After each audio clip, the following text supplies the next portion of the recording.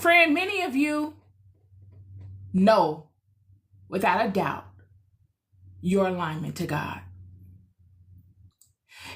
This alignment to God, y'all,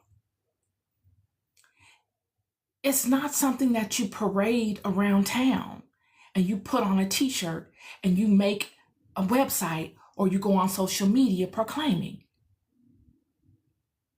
Many of you that are spiritually powerful are just scrolling this timeline, looking at what other people are doing and cross-referencing your knowing to what they're saying to legitimize them. This is for you, friend. I see you. I'm with you. What we're looking at in Daniel is Daniel getting word of something that has forced him to come forward, because many of us don't like the light. We don't want to be bothered. But now Daniel is having to come forward because he's been enslaved amongst these people. He's been taken in bondage. And he has to pay attention. And he's looking and he's hearing this threat. And he's saying, okay, now I've got to do something. And he calls forth one of the king's people to say, let me go in front of the king. Take me to the king. And Daniel gets in front of the king. And he says to the king, give me time. And he will show the king the interpretation. Now, in order for Daniel to be able to go forth and do this, he must know he's got the answer. He must know for a fact that he is able to show and prove. We already see the seriousness of the situation. The king has conveyed that if you don't come forth with this answer, I'm going to unalive you and I'm going to destroy your house. All of your family is going to be displaced.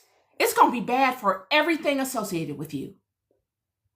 So Daniel comes up in front of the king and says, give me time, I will give you the interpretation. You know, when he comes forth, he knows the severity of it. So he knows that he's got to produce. Do you know your thing enough to know that you can produce, friend? Because this is show and tell. You got a lot of fakers out here that love to look it.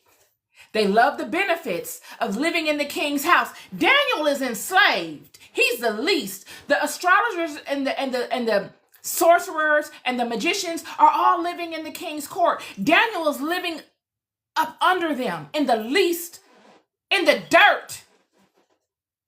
Please, Father. He's living in the dirt. He's enslaved. He's battling depression. He's battling depression. Just a depressed state. They've lost the scepter of power. They're enslaved in Babylon. They're humiliated. They're being dragged through the dirt. They're being talked down upon. They're being criticized. Everything they do is criticized. This is what's going on. And now he's forced to try to benefit these people. You know he could care less if the king's dream is interpreted. But because the king has made it a decree that he and his family are now potentially affected by this, he's got to come up and bless these people. Do you hear me though? He's got to come up and bless these people. And he comes forth as a king because that's what he is. A king in another man's kingdom. A king coming in front of another man and saying, give me some time. I'll get you your interpretation. Verse 17. Then Daniel went to his house and made the thing known to Hananiah, Mishael, and Azariah, his companions, that they would desire mercies of the God of heaven concerning this secret, that Daniel and his fellows should not perish with the rest of the wise men of Babylon.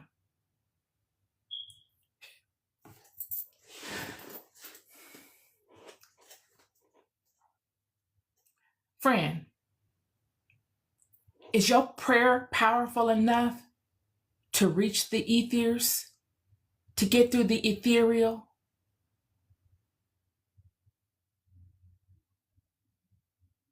Do those in those spaces know your voice? Can they hear your signal? Without technology, just the technology that God gave you? And then can they reach, can they then capture your signal? And do they have enough love for you to immediately move upon your signal and to take your signal like a quarterback, I'm not a football enthusiast, but whoever catches the ball and makes the touchdown? Did they take your signal and get it to where it needs to be so that change is made in the earth immediately on your behalf? This is what we're looking at right here. This is that.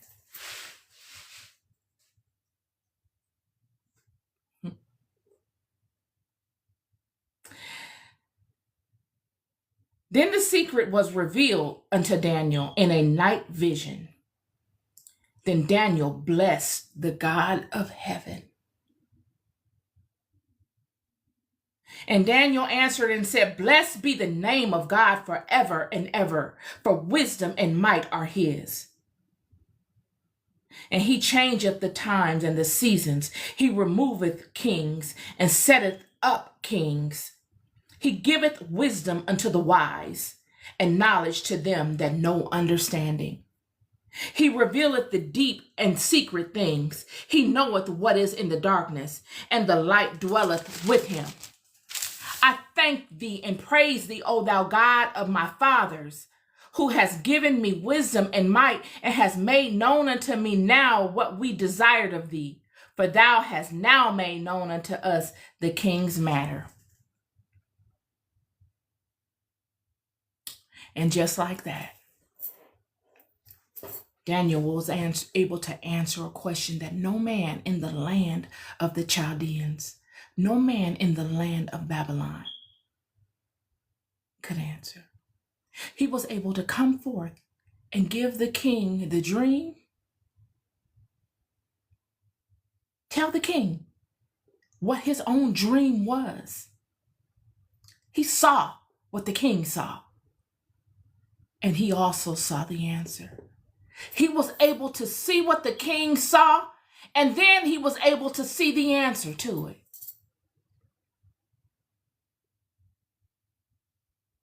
My word to you today is